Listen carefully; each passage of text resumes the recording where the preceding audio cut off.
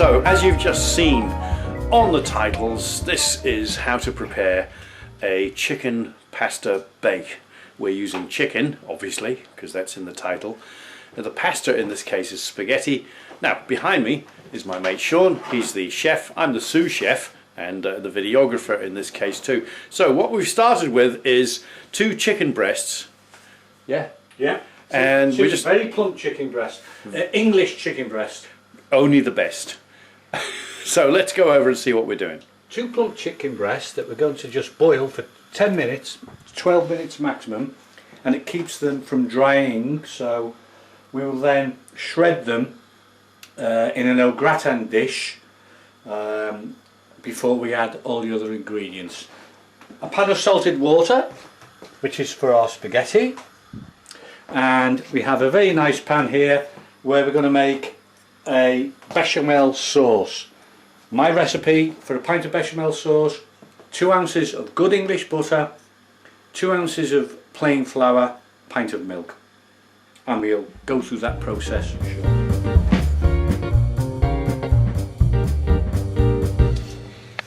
2 ounces, 2.1 ounces English butter. English butter. English butter. Breasts. It's going to be English butter, preferably from Cronton, but it goes in the pan. Now we want 2 ounces of plain flour. So container, and we press that clever button there that says "tir." Right. Obviously, if it says ounces here and you need grams, go online and convert. It's that simple. In fact, just actually put online, convert 2 ounces of flour to grams, and you will get your answer. No, just stick with imperial anyway, because we're English and we're right. That's obviously the answer. Right, there we go. That's what 2 ounces of flour looks like. How did you do that? It's exactly 2 ounces. Yeah, it's what being a chef is all about. You know, I've missed something out here, and it's very important. Follow me, follow me, follow me, follow me.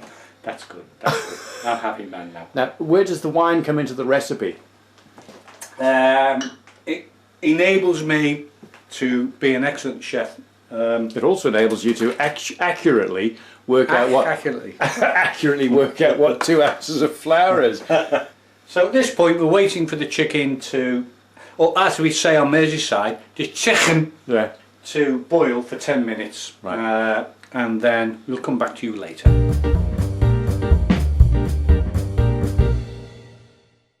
So there's our chicken breasts bubbling away, not over bubbling. We've put them on for 10 minutes because at the end of those 10 minutes you can take them over to your chopping board and then you can shred them with 2 forks, and we'll show you that in just a moment. But you don't need to boil the life out of them, they're dead already. Right, the alarm's just gone off. The chicken is now ready. Let's go see what we do with that. Now, you don't have to do this. Oh, what? You don't have to drop.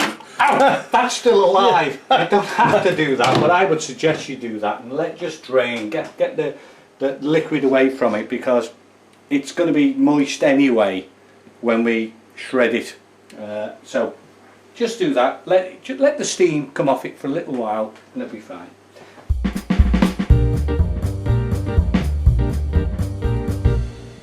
So bechamel, 2 ounces of butter, melted. English butter. It's got to be English, although it could be Irish. But or Danish. No, always English or Irish. Now we add some of the best English flour or Irish flour into the pan. Important this, because we have to cook this out. So it's best with the whisk. You can use a flat wooden spatula. And that's a point with me drink. You said best with whiskey. No, whiskey the whisk, but drinky the drink. Okay, back to this. Stir. Now, 2 minutes is recommended, but I prefer 3 minutes. So you just keep doing this, and I'm looking, there's a timer over there. So we'll come back to you when this is ready to add the milk. So 3 minutes, I'd suggest, on a very low heat. You know, you don't want it to bubble. It's just a gentle heat, but you are boiling. You're not boiling out. You're cooking out the flour. You don't want that dry taste of flour in your bechamel. Okay, come back shortly. I gauge spaghetti from experience. I just throw lots in. Yeah, I'm slim, he's fat, that's enough. Plus 1 for the cook. Simple as that. Oh no, a bit more there. Now that's max, yeah, that's good. Salted boiling water. Just bring it up a little bit more so it gently boils. 9 minutes. Or 11 minutes. No, 9 minutes max. Or 11 minutes. No, we shouldn't distract enough. Or 11 minutes. Max 10 Don't minutes. call me Max. Max 10 minutes. No, my name's not Max, it's Mike. The limited amount of time you should do that is 10 minutes. The important thing is this. You can see this bubbling. Now, as I said, 3 minutes. We've got 1 minute to go. Then we take it off the heat, add a pint of milk, and we'll see what happens. But you can see this. You know, men can multitask. I'm pushing the spaghetti in at the same time I'm stirring the flour and butter mixture. This is, you know, this is a myth about only women can do this. Look at that, that's a man doing that. That's a man. That's a man from Cronton in the UK. Merseyside, Knowsley in the UK, multitasking. Is that a first? No it isn't. No it isn't. We can do it, we can do it. We've got maybe 40 seconds off the heat and I'll add the milk. Give the milk a shake. Look at that, a real bottle of milk. It's glass. Right. That bottle is glass. You don't see that very often. That do you? comes off, that comes off, that comes off. And slowly we add a pint of milk. Very slowly. It will thicken. It's the fat in the milk that makes this thicken. And I'm looking at the time, so 9 minutes on. And you can see, Don't worry, I'll set a timer on my phone in a moment. You can see that, how that's thickened. And that is the fat in the milk that's doing that. And just whisk, whisk, whisk, whisk, whisk, whisk, whisk, whisk, whisk. The idea is to make a sauce without any lumps. Okay, you see that consistency there? I do, it's consistent. Add more milk, add more milk. How do you know when you've got enough? Because I'm very clever. How do other people know they've got enough? I'm very clever. And drunk. However, look at that. Now, there will be no lumps. Now, when you reach this stage, you can see that. There are no lumps in that. Slowly add the milk. I've said that. I've said it several times, but it's important to do it. I mean, some chefs say... Is it important to slowly add the milk? Well, some chefs say you should not drink while you... Some chefs say you should warm the milk beforehand. But look at this. It's no lumps. You've put the whole pint in now. Whole pint's gone in, no lumps, back to the heat, on a medium heat. That's important, on a medium heat. And then this will thicken. Well, that then will become a white sauce. Oh, okay, keep an eye on the spaghetti, just give it a little stir. 9-10 minutes. Or 11. It's preferably 10. Maybe 10.25 is the best thing. And the most important thing, and this is very important, is to be a successful cook, you have to top up your glass. Right, we've got here the 2 chicken breasts. I'm just tipping them out onto this. And now what I'm going to do is shred them using 2 forks. This is very easy. Now, if you start doing this and you see the inside is pink, then sorry, you're going to have to actually do a little bit more cooking, because what you want is to make sure that there is no pinkness, no blood of any sort. Otherwise, you're going to get really sick. That is beautifully cooked. Not overly cooked, that's the important thing, because it is going to go back in the oven shortly with the spaghetti and the bechamel sauce. So all I'm doing is shredding it using a couple of forks, getting it into smallish bits, and that will be added to the dish in just a moment. There's not a shred of evidence. Oh, there is actually. There's a lot of shred, a lot of evidence that these two chicken breasts are now completely destroyed just using 2 forks. That simple. Okay, let's find out what we do with it.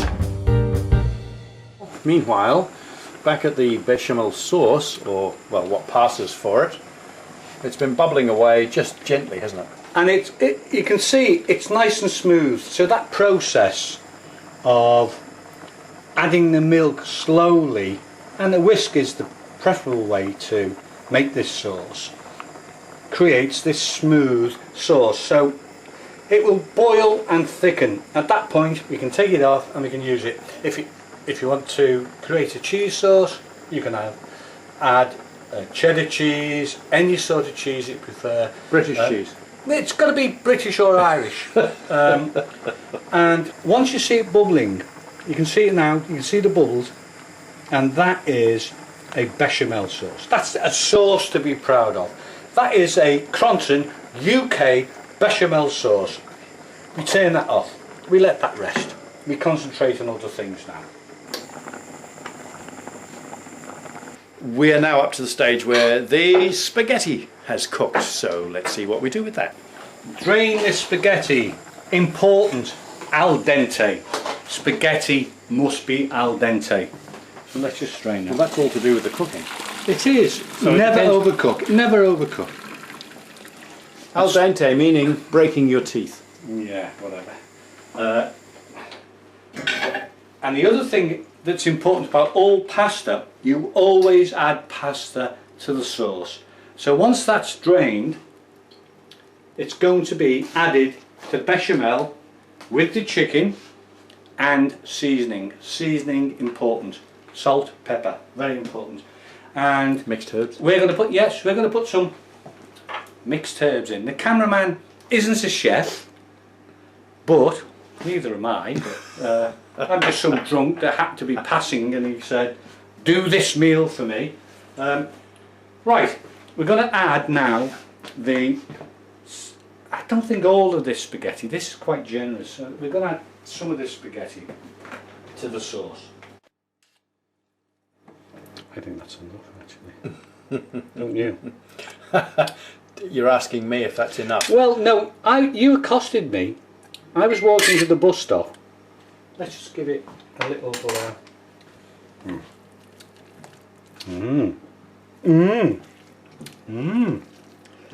No more. Bubbles. It's all in. It's gone in. Right. And now we add the shredded chicken. Oh, there's lots of chicken in this. This is going to be a really hearty meal. Oh, very much so. I'm not sure I'll put all of that in actually. Let's just give that a stir.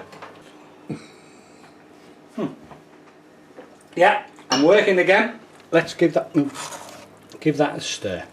Don't worry about it becoming very thick and glutinous. That's what we want.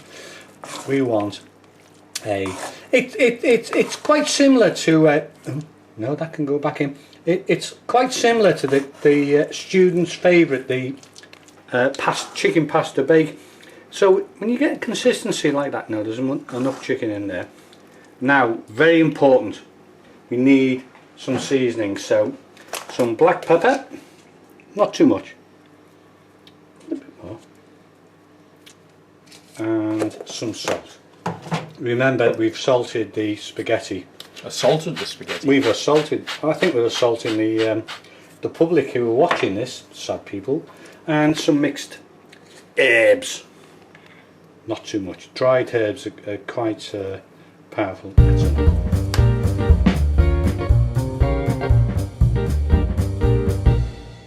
So, the ingredients have all been mixed together on the stove, or on the hob if you like to call it that, and here we are at our little dish, and we're going to put it all in here now.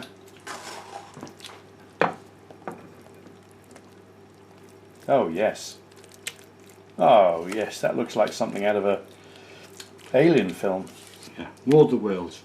But it's going to be extremely tasty. Game over, man. Game over. over. Yeah, yeah. It is going to be extremely tasty. Actually, let me show you. Let me show you the best way to get that even in the dish. It is just shake it. Just give it a shake. And something I like to do, which the cameraman might not agree with, is at this point, again, a little bit of ground black pepper. Why wouldn't I agree with that? Yeah, because you're from New Zealand, or No, I'm not. south of England. No, I'm not. I'm a poly world person. I'm from everywhere. Okay. Easy. Hide the name. We can't advertise. We can't tell you it's Asda pike. But here we go. Grated cheese. You bought grated cheese. Why aren't you grating cheese on top of it? I am going to add some grated parmesan. Yeah, but you bought grated cheese. Why didn't you just grate your own cheese? I don't eat cheese. You do eat cheese. I don't eat cheese. You're putting cheese on this and you're going to eat this. Oh, in sorry. about 10, Okay, I don't eat cheese, but 30 minutes. I cook cheese. Okay, we've got the cheese on the top. What about the breadcrumbs? Right. Breadcrumbs. So, here's the thing. While he was about to put the breadcrumbs on top, he suddenly remembered, oh, Parmesan cheese. We need to grate some Parmigiano on top of the meal. So he's going to do that now. It's a dunno. It's a dunno. Yeah. Right, this is how you speak an Italian accent. You add an A or an O on the end of every word. It's a dunno. It's a dunno. It's a dunno. Okay, we're going to add breadcrumbs. Right, let's go to the breadcrumbs. I'm sure you really want to see this. Oh, that's important. Just sprinkle breadcrumbs over the top. The point of this is that you want the top, like most gratin dishes, to be crispy, to be tasty, to be lovely, to be so good. Hang on, this is all getting quite sexual. No, well, you know me, it's not sexual, but the whole point is that you create this dish that you need to have a drink with it. And it goes in the oven 25 minutes, 30 minutes maximum, nice and crisp on the top. Have it with garlic bread, absolutely lovely. Right. But more importantly, have it with a drink. See you in half an hour then. Mm. Well, as you can see, the time has gone off, which means everything's cooked. It's been in the oven for about 25 minutes. We've got our garlic bread in there as well. That's cooked, so just let's see. How are things looking? This has been in the oven for 25 minutes. Look at this. This is a perfect chicken pasta bake. We've also got the garlic bread, 6 minutes, no more. Look at that. That's tasty. Come on, you want to try it? You want to try it? You know you do. You know you do. You know you want to. Yeah. Now, okay. You now, spent a lot of time on that garlic bread buying it at the supermarket, didn't you? I did, but you can do garlic bread quite easily. Quite easily if you're ambitious. But we'll do that in another video. Okay. Meanwhile, I think we should dish up. We should dish up, but something I want to say. This is not my recipe. This is the cameraman's recipe. This is Mike Bodner's recipe. Please try it and tell us what you think.